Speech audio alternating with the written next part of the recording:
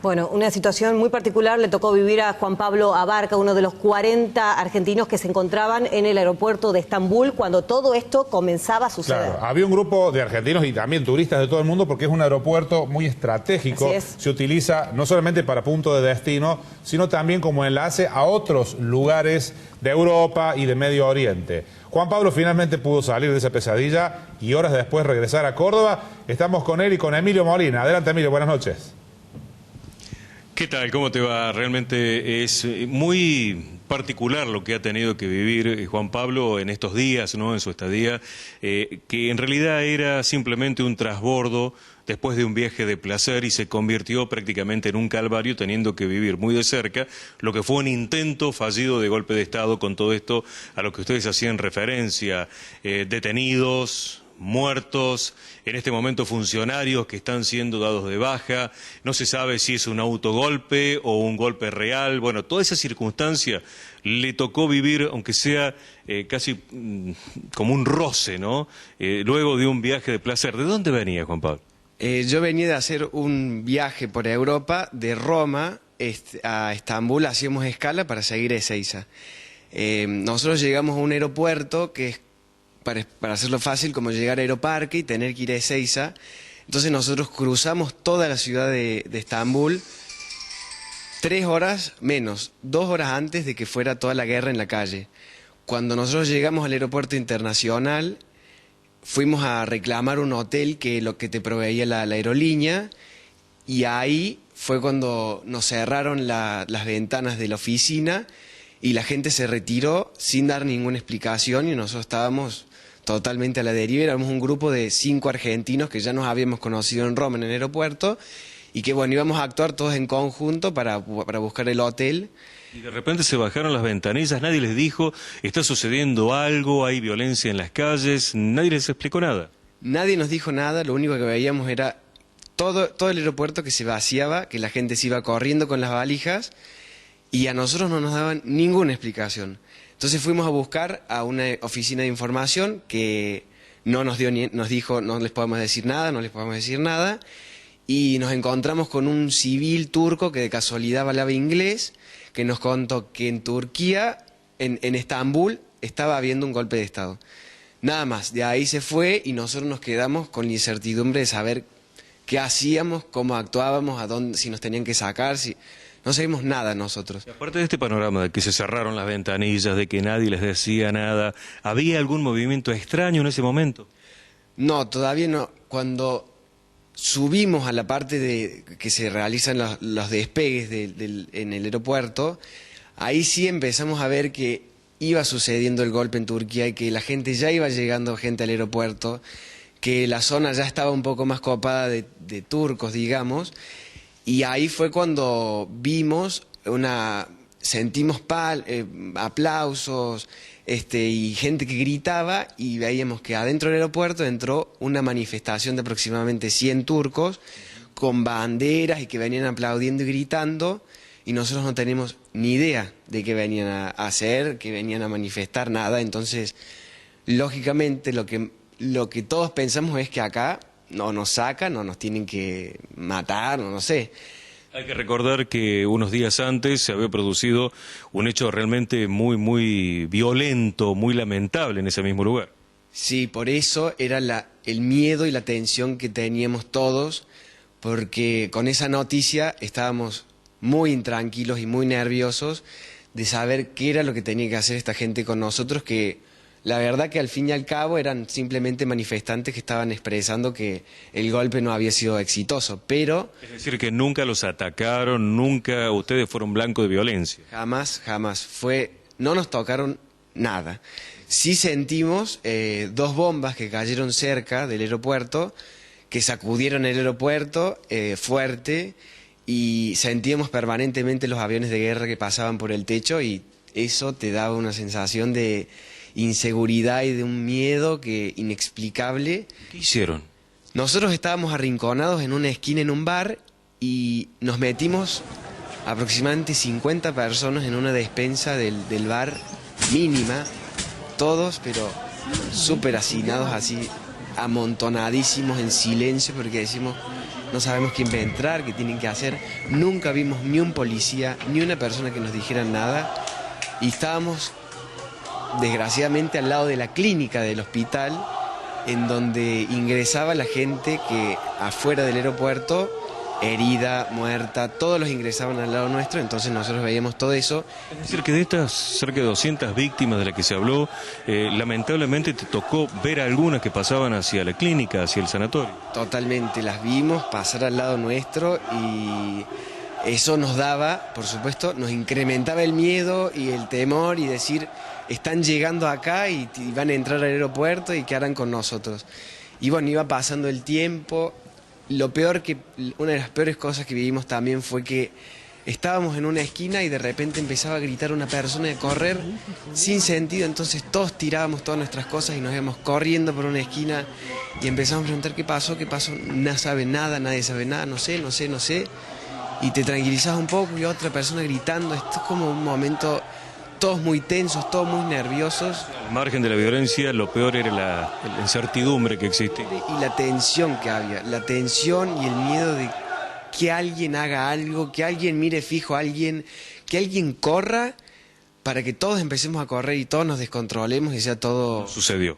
No sucedió y al rato nosotros pudimos, un grupo reducido, pudimos bajar un subsuelo donde nos llevaron a una zona segura, donde nos relajamos un poco, hasta el día siguiente que volvimos a salir, a esperar a ver cuándo salía nuestro vuelo, si salía nuestro vuelo, a qué hora salía, pero sin embargo salimos al día siguiente y no había nadie, el aeropuerto era un caos porque... Ya eran más los argentinos en el lugar. Sí, ya eran bastantes más, nos encontramos argentinos que habían vivido la noche en la ciudad, que esos la pasaron mucho peor que nosotros porque ellos abrían la ventana de su hotel y tenían la guerra ahí abajo. Nosotros no vimos guerra, vimos sí un par de gente herida, de personas heridas y sentimos las bombas, nada más. Dentro de todo, por eso no la pasamos tan mal. ¿De cuánto debía ser la espera que tenían ustedes antes de que sucediera todo esto? De 10 horas. Finalmente, ¿cuánto fue? 24. De 10 pasó a 24. Nuestro vuelo tenía que salir a las 9 de la mañana y terminó saliendo a las 9 de la noche. Y toda esa noche la pasamos, por supuesto que no dormimos, en el aeropuerto y todo el tiempo mirando a ver qué pasaba.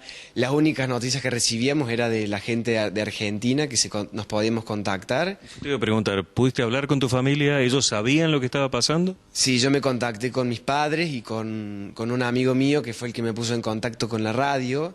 Y bueno, ahí les pude transmitir que les iba diciendo, miren, todavía estoy vivo, todavía estoy vivo, todavía estoy vivo. Y lo que se forma en ese momento entre el grupo de argentinos era que había 3 teléfonos y éramos 50 y todos nos prestamos los teléfonos, todos colaboramos con el otro, todos era como un gesto de solidaridad enorme que te haces porque se vuelven realmente tu familia. Después de vivir un momento tan tenso y tan al límite, se convierten en tus amigos y tu familia en nada, en horas. Hay que recordar que Juan Pablo tiene 19 años y que en ese momento estaba sin su familia, estaba solo en el lugar. Y bueno, justamente esta gente se convirtió de repente, ¿no?, en los más allegados, en esa gente en la cual apoyarse para superar una situación tan difícil. Totalmente. Y ahí lo raro y lo loco es ver cómo actúa cada persona en esa situación. Algunos tuvieron ataques de pánico, que estaban quietos, no se movían. Otros se enloquecieron, se fueron al baño, se encerraron. Nosotros, que éramos el grupo chico nuestro, estábamos dentro de todo tranquilos, muy apoyados entre nosotros, Nos esperábamos en todo momento, nos buscábamos, nos preguntamos cómo estás, todos abrazados. Era como... teóricamente entonces no lo vivís solo, lo vivís de verdad con una familia que por supuesto nos quedamos en contacto, nos pasamos los mails, los números de teléfono, una era de Buenos Aires, otra familia de Merlo, todos quedamos en... No había más gente de Córdoba. De Córdoba sí, había 2 cordobeses, pero que no hablé con ellos casi, nada. Pasamos y estábamos todos en el mismo rincón, pero los que estábamos juntos era este grupo más reducido. ¿Qué pasó cuando se enteraron que finalmente iban a embarcar para volver a Argentina? Bueno, una tranquilidad, una alegría enorme de que iba a salir el vuelo. Pero a pesar de que pasamos los controles y todo, y que ya estamos en nuestra puerta de embarque, nunca estás tranquilo porque en ese aeropuerto, por los antecedentes que tiene, nunca estás tranquilo de decir de que si una persona mira fijo a alguien o que si pasa alguien corriendo, puede volver todo a cero y que no sabes qué va a pasar. Entonces, la única tranquilidad que tuvimos fue cuando despegó el avión, que todos empezamos a aplaudir, nos abrazamos, nos besamos, fue una alegría enorme. Por supuesto, de esperar a llegar y todo, pero esa fue la única tranquilidad. Cuando decís todos, te referís a los argentinos. ¿Cómo reaccionó el resto del pasaje que no era de nuestro país? El resto de la gente que estaba en el aeropuerto nos miraba. Como nosotros, todos eufóricos, nos llamábamos por teléfono, nos comunicamos con las embajadas. El resto de la gente, nada. Lo único que hacían era espantarnos cuando una gritaba y salía corriendo, que todos nos volvíamos locos y corríamos y gritábamos, pero la gente, nada. No hacía nada. Solo los argentinos éramos los que llamábamos, charlábamos entre nosotros. Por ejemplo, en un momento fuimos a un bar y compramos 50 aguas, porque no sabemos qué iba a pasar, qué nos iba a pasar en el futuro. Entonces decimos, bueno, por lo menos tenemos agua. Nada más. Así fue muy graciosa la forma de actuar de los argentinos y muy, muy valorable, porque son los únicos que realmente se movieron e hicieron algo. Bueno, muchas gracias realmente por esta historia, ¿no? Que es una cuestión muy desagradable, muy fea, pero que ha quedado ahora como una anécdota, ¿no?, en tu vida, de tan solo 19 años. Evidentemente con una manera muy madura de asumir lo que te sucedió. Sí, totalmente. Y de una reflexión que haces después del momento, es primero la importancia del idioma, de hablar inglés, que es sumamente importante porque con el que te puedes contactar en lo más mínimo, habla inglés seguro, y también esa incertidumbre de ver cómo actúa cada uno es una cosa de mucha duda y que, bueno, te vas enterando en el momento, pero... Gracias, Juan Pablo, muy amable. Por favor, por favor. Bueno, y creo que hay que recordar que en realidad Turquía es uno de los países más bellos del mundo, que ahí es donde se juntan el europeo, el africano, el asiático, sus culturas, la belleza de la historia.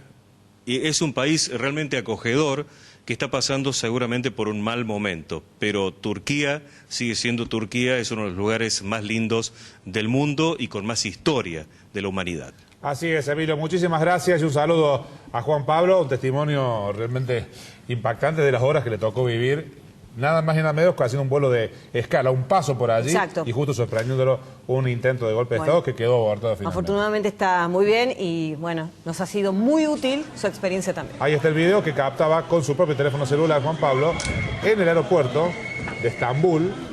Se escuchan los gritos. El ingreso de los manifestantes también, al cual hacía referencia. 24 horas varado en el aeropuerto hasta que pudieron salir y horas después retornar a la Argentina.